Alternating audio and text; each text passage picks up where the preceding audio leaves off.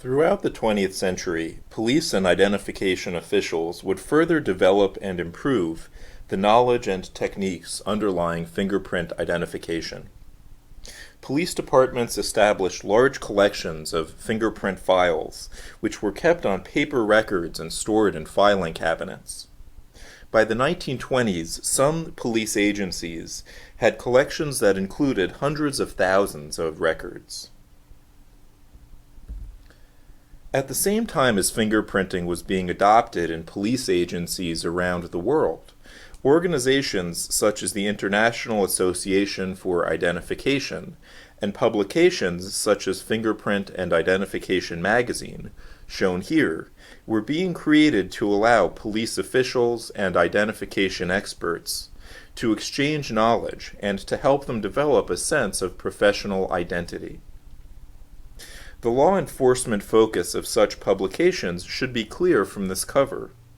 This magazine routinely featured information about cases in which fingerprints had been used to solve crimes, as well as information about people who were wanted by the authorities. The early decades of the 20th century were also a period in which fingerprinting techniques continued to develop. One innovation, for example, was the development of systems for filing single fingerprints. In order to classify fingerprints according to the systems created by Henry or Vucetich, one had to know the patterns appearing on all 10 of the fingers. As we saw earlier, this information formed the basis for the classification that was given on the fingerprint card. One problem, however, was that it was difficult, if not impossible, to search the file for a single fingerprint that had been found at a crime scene. One needed all 10 fingers for the filing system to work. Driven by this challenge, identification experts in various countries began to develop systems for filing and retrieving information about single fingerprints that had been discovered at crime scenes. Usually they focused on the fingerprint records of people who were known to commit robbery or other serious crimes. In other words, people who were most likely to leave their fingerprints at crime scenes.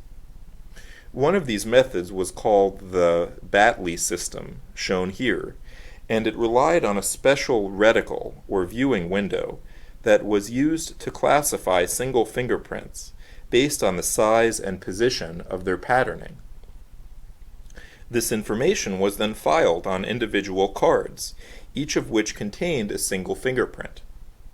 These cards formed the basis for a file that could be searched later on if the police came across a latent fingerprint at a crime scene. This was just one of the innovations that developed in fingerprinting prior to the use of computer databases, digital scanning technology, and the development of automated fingerprint identification systems, all of which have dramatically transformed the ways in which fingerprint records are stored, retrieved, and exchanged across different police agencies. Today, of course, the widespread use of computerized systems has resolved the challenges of using paper-based fingerprint records. This is one instance in which technological change has driven innovations in fingerprint identification.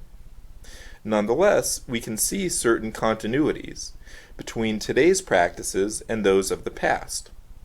For example, an interest in collecting large amounts of data about suspects or other persons of interest, and using this information for identification in policing and other forms of government registration.